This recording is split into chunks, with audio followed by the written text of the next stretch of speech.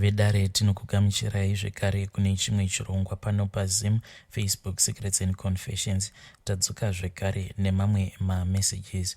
Regai tibva tapinda mumamessages edu atadzoka takakubatirai. Hanzi makadii zvenyu mukomana Ashe, ndiri kukumbirawo kuti munge muchindipostirawo nyaya yangu. Inini mukoma, nyaya yangu yakamira sekudai so. Nyaya yangu iyo hombe, ende mushure mekunge ndasanganawo nechannel yenyu ndakabva ndaifarira, ndikabva ndati regai ndimbotumidzirawo nyaya yangu nekuti ndine nyaya yangu iri kundinetsa.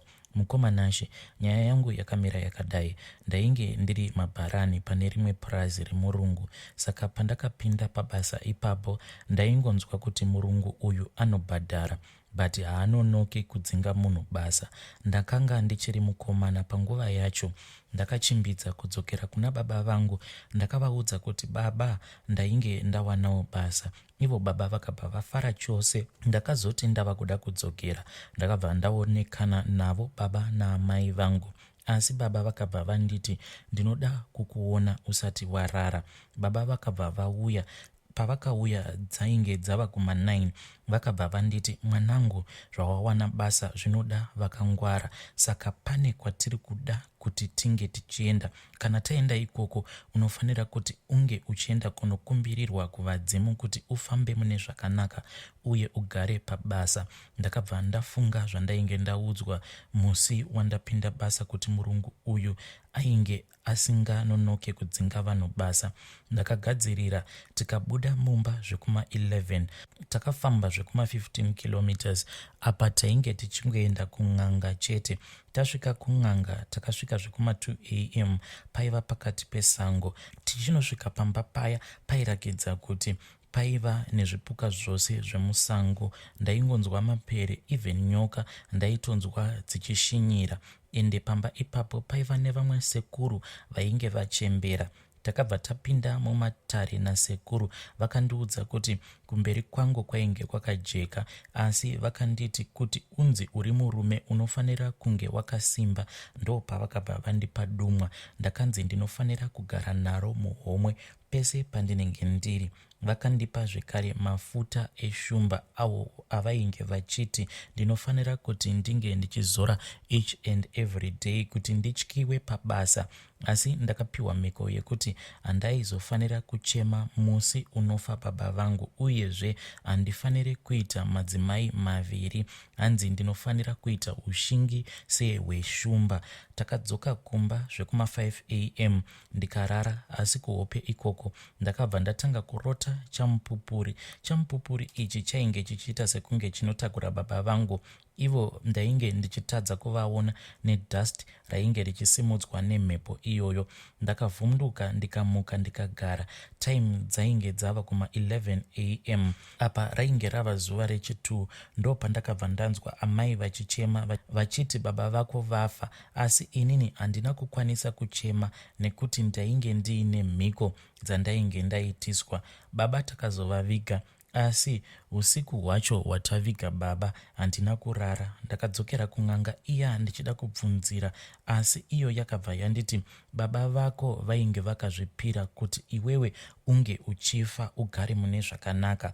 Hanzi zvinhu izvi ivo baba vainge vakatozvitaurirana nen'anga iyi nguva yose iyoyo yavainge vachindiona pandainge ndiri kudhorobha. Hanzi zvose zvandainge ndichizama ndichiti ndikapinda apa ndobondera, n'anga iyi yainge ichitorakidza zvinhu zvose izvozvo kuna baba vangu. N'anga iyoyo yakabva yandiudza kuti baba vangu vainge vachingogara vachiuya kumatare vachizama kuti kudhorobha ikoko kwandainge ndiri zvinhu zvangu zvinge zvichindifambira mune zvakanaka.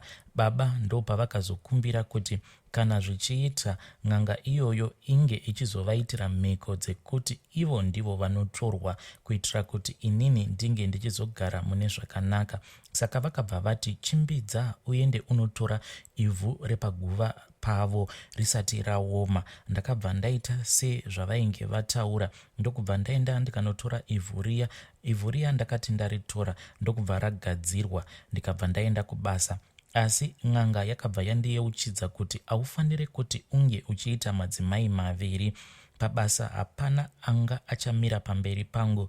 Kubva kumurungu chose chandainge ndichitaura chainge chichinzwikwa nemunhu wese. Ndakazosvikawo nguva yekuti ndainge ndava kuda kuroora, ndokubva ndawana mukadzi aiva ari mundevele. Ndakabva ndanobvisa pfuma ndokubva ndapiwa mukadzi wangu. Inini nemukadzi wangu takagara tose 10 years pasina kana nhumbu. Amai vangu vakabva vatanga kupopota kusvika vazonditsvakira umwe mukadzi uyo ainge akanakisa mukoma. Kunyange pandakazorakidzwa mukadzi iyeye ainge akanakisa pachimiro chake. Ndakabva ndakundikana mukoma Nashi ndikabva ndarara naye usiku hwese mumwe chete, akabva abatira pamuviri. Ndakabva ndazotanga kurota baba vangu.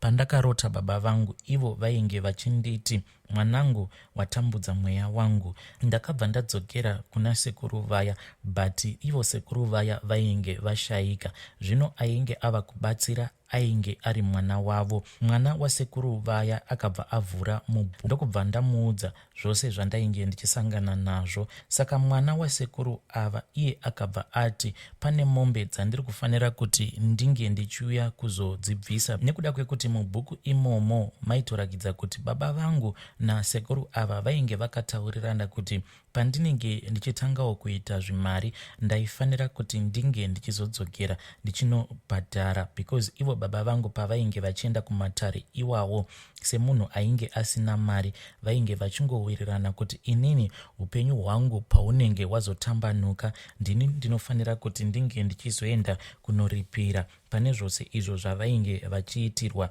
nen'anga yavo iyoyo. Zvino mukoma Nashi zvava kuitika ndezvekuti kana ndikada kufamba ndiri kuudzwa kuti ivo baba vangu vakasanduka kuva nyoka hombe. Hanzi nyoka iyi inyoka ine musoro ende ine musoro wemunhu. Ndakafamba mukoma Nashi kutsvaka solution, asi zviri kuramba. Hanzvadzi dzangu dzose dzakadzoka kubva kuvarume ende tikafamba tiri kunzi baba venyu vakachinja kuita nyoka. Nyoka iyoyo ndiyo iri kukutambudzai. Kutaura kuno dai mambouya mukoma Nashi maona life yandiri kurarama.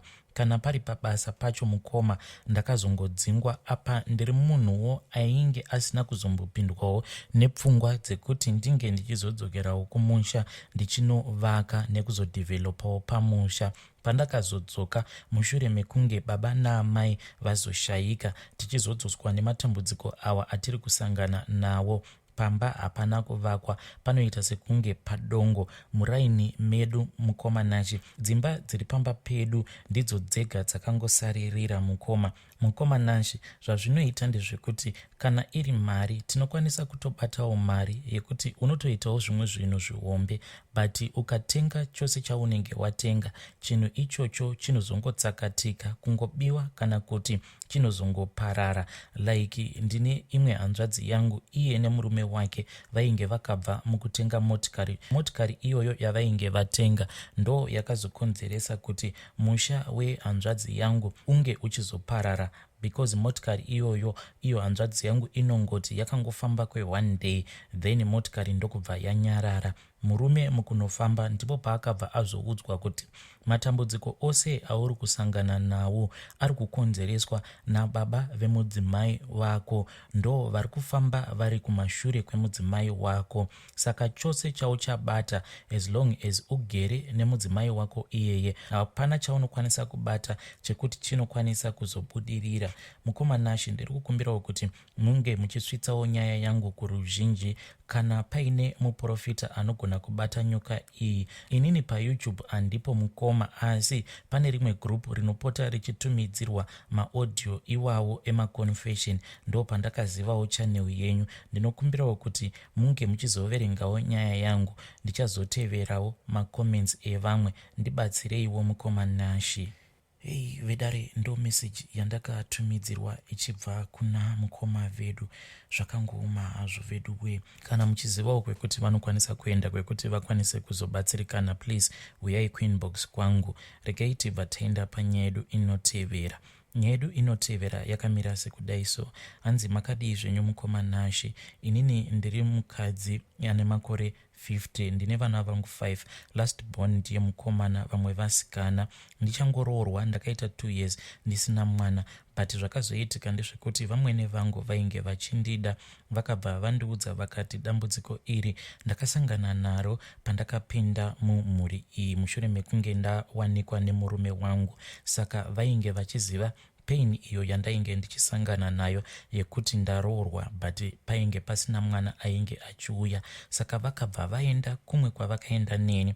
Taenda kuya takabva tanopiwa mushonga, ende mushonga uyu ndainge ndichinzi paya pandinenge ndichibika porridge ndinofanira kusanganisa mushonga iwoyo, ndokunoita zvainge zvataurwa zveshuwa nhumbu yakabva yatobata, ndokubva ndaita vana vangu kunziwo amai nhasi. Zvadaro mwana wangu last born mukadzi wake anoitawo problem yekuti ari kunonoka kuzvara. Saka pandakaona kuti ndo dambudziko rainge richisanganikwa naro nemuroora wangu, ndokubva ndazamawo kuti ndinge ndichiitawo zvandakaitwawo navamwene vangu.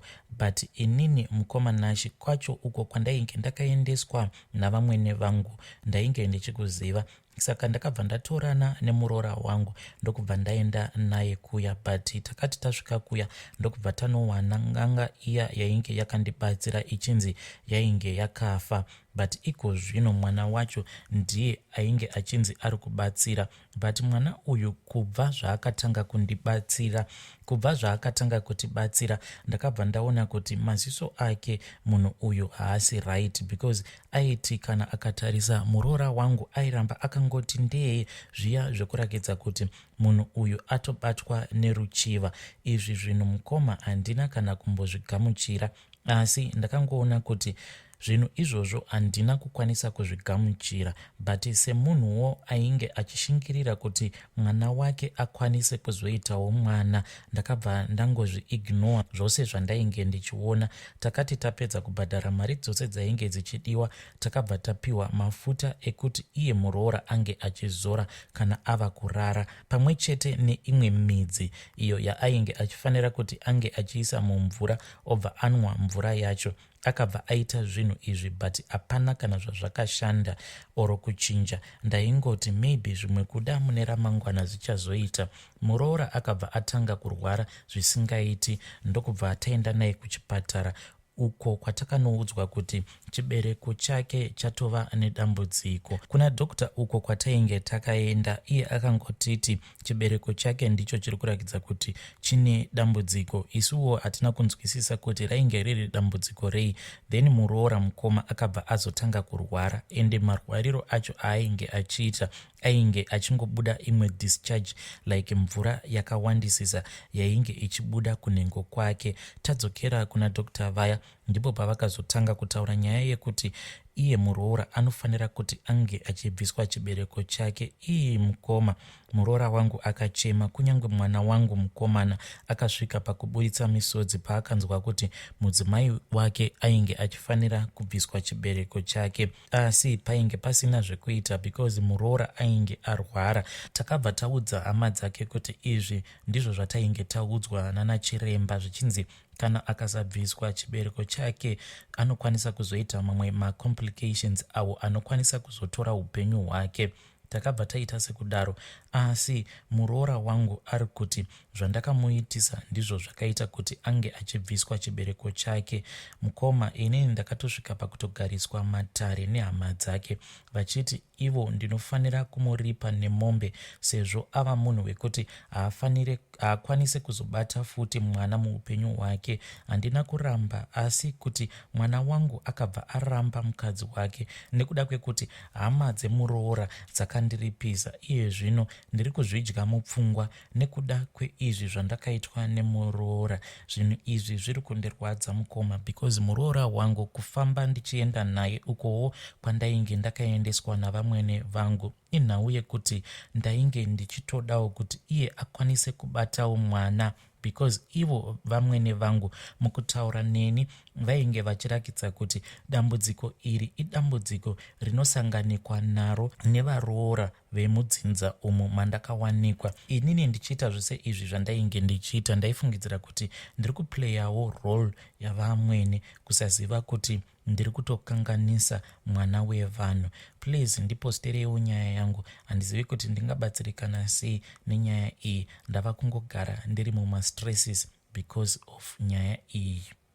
Hei vedare, zvakangoma zvoveduwe, asi iyo ndo nyaya yandakatumidzirwa ichibva kuna vanzvadzi vedu. Please ngatitaurei navo mucomment section. Hanzi nezvandakaita izvi vanhu vava kuti ndini muroyi akaroya muroora wake. Zvakangoma zvoveduwe, asi please ngatitaurei navo mucomment section.